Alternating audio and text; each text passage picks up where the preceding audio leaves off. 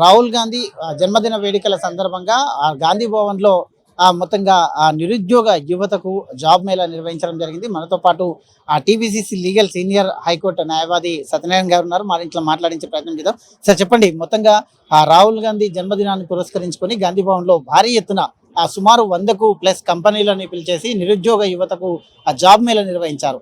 దేనికి ప్రధానంగా జాబ్ మేళా నిర్వహించడానికి కారణం ఏంటి? అదే ఇప్పుడు ఈరోజు మనం ఒకసారి గమనించినట్లయితే ప్రజా శ్రేయస్సు కోసం ప్రజాస్వామ్యాన్ని బతికిస్తున్నటువంటి నాయకుడు ఎవరైనా ఉన్నారంటే అది రాహుల్ గాంధీ గారే. ఈరోజు ప్రజాస్వామ్యవాదులకు, అదేవిధంగా కాంగ్రెస్ నాయకులకు, కార్యకర్తలకు, అదేవిధంగా దేశంలో ఉన్నటువంటి బడుగు బలహీన వర్గాలకు అందరికీ కూడా ఒక పండగ వాతావరణం, పండగ రోజుగా మనం చెప్పుకోవచ్చు. రాహుల్ గాంధీ గారు ఎక్కడ కూడా రాజకీయ నాయకుడిగా కాకుండా ప్రతి ఇంట్లో ఒక పెద్దన్నగా ఎవరికి ఏ అన్యాయం జరిగినా, ఏ బలహీన వర్గాలకు, ఏ బడుగు జీవులకు అన్యాయం జరిగినా వారు ఖచ్చితంగా వారి పక్షాన ఉంటున్నారు. కాబట్టి రాబోయే ఎన్నికల్లో, ఎంపీ ఎలక్షన్లలో, రాబోయే ఎన్నికల్లో తప్పకుండా మరి తెలంగాణలో ఏ విధంగా అయితే ప్రజాపాలన వచ్చిందో దేశవ్యాప్తంగా కూడా మరి ప్రజాపాలన రాబోతుందని ఇది ఒక శుభ సూచకంగా మేము భావిస్తూ ఉన్నాం. ముఖ్యంగా వారి జన్మదిన సందర్భంగా ఈరోజు గాంధీ భవన్లో మరి మహేష్ కుమార్ గౌడ్ గారి ఆధ్వర్యంలో టీపీసీసీ అధ్యక్షులు వారి నేతృత్వంలో ఈరోజు బ్లడ్ బ్యాంకు నిర్వహించడం జరుగుతూ ఉంది. అదేవిధంగా మరి 100కు పైగా ఐటీ కావచ్చు, ఇండస్ట్రియల్ కావచ్చు, వివిధ రంగాలకు సంబంధించినటువంటి ఉద్యోగాలను ఈరోజు యువతకు చేరువ చేసే విధంగా ఈరోజు మీరు చూస్తూ ఉన్నారు. బ్రహ్మాండంగా యువతరం పాలు పంచుకుంటా ఉన్నారు.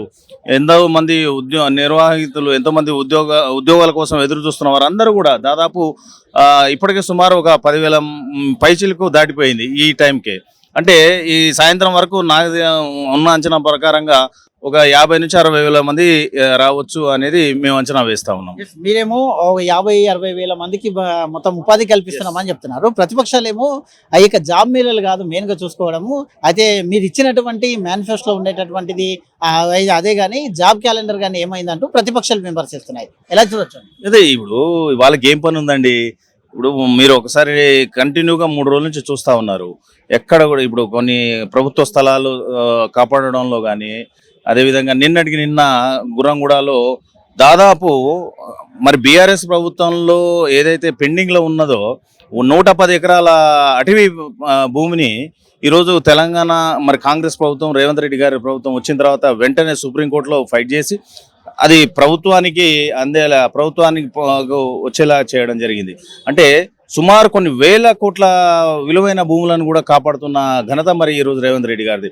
వెంటనే నిన్ననే మీరు చూస్తారు, నిన్ననే మరి గౌరవ ముఖ్యమంత్రి గారి ఆధ్వర్యంలో నిన్న పార్కులు ఏర్పాటు చేయడం ఉందని. అంటే ఏ విధంగా అయితే ప్రజల సొమ్ము ప్రజలకే చెందాలి, ప్రజల యొక్క ఆశలను నిలబెట్టే విధంగా ఈరోజు రేవంత్ రెడ్డి గారి పాలన జరుగుతూ ఉంది. దీన్ని ఓర్వలేని కొంతమంది, అంటే ఈ సందర్భంగా చెప్పకూడదు కానీ కొంతమంది నపుసకులు ఈ విధంగా ప్రచారం చేస్తూ ఉన్నారు.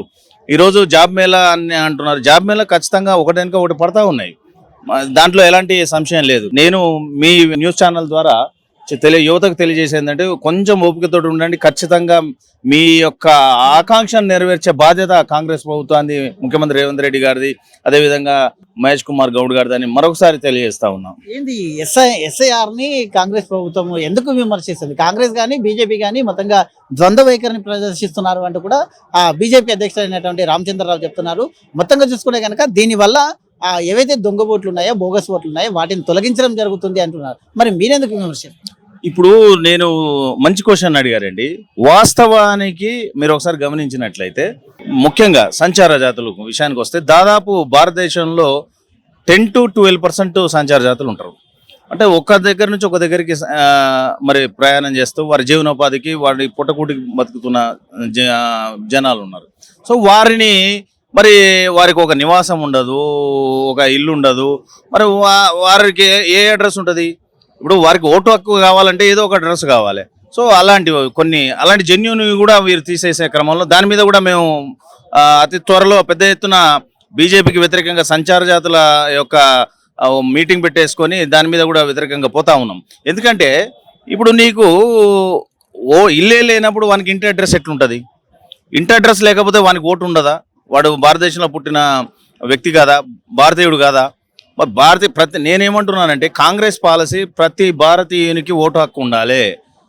ఇల్లున్నోనికే ఓటు హక్కు అనే బీజేపీ అంటుంది, ఇల్లున్నోనికే అన్ని అని బీఆర్ఎస్ అంటుంది. కానీ మేమేమంటున్నాం అంటే ప్రతి భారతీయునికి ఓటు హక్కు ప్రతి భారతీయునికి రావాలి, ప్రతి భారతీయుడు ఓటేసేది ఉండాలి అనేది మా యొక్క వాదన. అయితే బీజేపీ కూడా ఒకటే చెప్తుంది ఏంటంటే ఈ ప్రాసెస్ అంతా బిఎల్ఓలు బిఎల్ఏ సమక్షంలో నడుస్తుంది, అయితే కాంగ్రెస్ పార్టీ వాళ్ళు కూడా తిరుగుతున్నారు, వాళ్ళ సమక్షంలో నడుస్తుంది అని అంటున్నారు. మరి ఎక్కడ జరుగుతుంది, ఎక్కడ కొన్ని లక్షల ఓట్లు తొలగించే అవకాశం ఉంది తెలంగాణలో కూడా అంటున్నారు. మరి ఎందుకు విమర్శిస్తున్నారు? ఇప్పుడు ఏం చేస్తున్నారంటే ఇక్కడ బీజేపీకి అనుకూలంగా లేనిటువంటి ప్రాంతాలలో ఓటు బ్యాంకును వివిధ పార్టీలకు ఉన్నటువంటి ఓటు బ్యాంకును తగ్గించే క్రమంలో వారిని కావాలని తీసేసే క్రమం మనం చూస్తా ఉన్నాం. మేము ఒకటే చెప్తా ఉన్నాము, భారతీయులు ఎక్కడైనా ఉండవచ్చు, వారు భారతీయుడు అయి ఉంటే వారికి ఓటు హక్కు ఉండాలి, అది ఎక్కడైనా ఉండని. మేము కూడా డబల్ ఉండాలి, 4 ఓట్లు ఒక వ్యక్తి 4 ఓట్లు ఉండడానికి దానికి కూడా మేము స్వాగతిస్తలేము, మేము కూడా అగెనిస్టే. కానీ అంటున్నారు మీరు ఇది కేంద్ర ఎన్నికల సంఘం చూసుకుంటది, బీజేపీ చూడదు అంటూ కూడా రామచంద్రరావు అంటున్నారు. మరి మీరే ఎందుకు విమర్శిస్తారు? ఇది ఇప్పుడు నిజానికి మేము ఎందుకు విమర్శిస్తున్నామంటే ఎన్నికల సంఘం చూసుకుంటున్నప్పుడు ఎన్నికల సంఘమే ఉండాలి, కానీ బీజేపీ ఎందుకు ఇన్వాల్వ్ అవుతుంది? ఇప్పుడు ప్రజల పక్షాన మాట్లాడుతుంది కాంగ్రెస్, ప్రజల కోసం పోరాడుతుంది కాంగ్రెస్. ఎన్నికల సంఘం కానీ ఈడీ కానీ సిబిఐ కానీ ఈరోజు స్వతంత్ర ప్రతిపత్తి గల సంస్థలు ఈరోజు బీజేపీ ఎట్లా చెప్తే అట్లా వింటున్నాయి. బీజేపీ ఈడీ దాడులు చేయండి ఈడీ దాడులు, సిబిఐ దాడులు చేయండి సిబిఐ దాడులు. అదొక వాషింగ్ పౌడర్ మన అడ్వర్టైజ్ చూసినట్టు ఇక్కడ పొరపాట్లు చేసినోడు ఆ బీజేపీ తీర్థం తీసుకోగానే వాడు క్లీన్ చీట్ గా బయటకు వస్తాడు. మీరు అంటున్నారు అట్లా బీజేపీ చెప్పేటటువంటి అంటే అగ్ర ఏవైతే ఉన్నాయో ఇవన్నీ సంస్థలు ఏవైతే సంస్థలు ఇప్పుడు ఈడీ కానీ ఇవి కానీ సిబిఐ కానీ ఏడీ కానీ వాటి పని వాటి చేసుకుంటాయి, గవర్నమెంట్కు ఇన్వాల్వ్ ఏమి ఉండదు అంటూ కూడా వాళ్ళు చెప్తూ ఉన్నారు. మేము చెప్తే వాళ్ళు చేయడం అని కాదు, విమర్శలు చేస్తున్నారు అని అంటున్నారు. అయితే మొత్తంగా చూసుకుంటే కనుక సరే దీన్ని పక్కన పెడితే ఈరోజు యువత కూడా పెద్ద ఎత్తున వచ్చారు, చూసుకుంటున్నాం మనం, పాల్గొన్నారు. దీంట్లో యువతకి మీరు ఇచ్చే సందేశం? ఇక్కడ ఏ ఒక్క నిరుద్యోగి కూడా బాధపడాల్సిన అవసరం లేదు. తెలంగాణలో ప్రతి ఒక్కరికి కూడా విద్యార్హతలు ఉన్న ప్రతి ఒక్కరికి కూడా ఉద్యోగం అనేది వస్తుంది. తొందరపాటుగా ప్రతిపక్షాలు చేస్తున్నటువంటి పసలేని వాదనలకు మీరు బలి కావద్దు. దయచేసి అందరూ అర్థం చేసుకోండి, సహకరించండి. తప్పకుండా అందరికి ఇది మన ప్రభుత్వము, కాంగ్రెస్ ప్రభుత్వం అంటే మన ప్రభుత్వము, ప్రజల ప్రభుత్వము, సంక్షేమాన్ని చేకూర్చేటువంటి ప్రభుత్వము. జై తెలంగాణ, జై కాంగ్రెస్. ఇది మొత్తంగా చూసుకునే కనుక యువతకు ఎప్పుడు కూడా కాంగ్రెస్ పార్టీ అండగా ఉంటుంది అంటూ కూడా చెప్తున్నటువంటి పరిస్థితి చూస్తున్నాం. వీడియో జర్నలిస్ట్ రాజేష్తో ప్రవీణ్, వేదా టీవీ, హైదరాబాద్.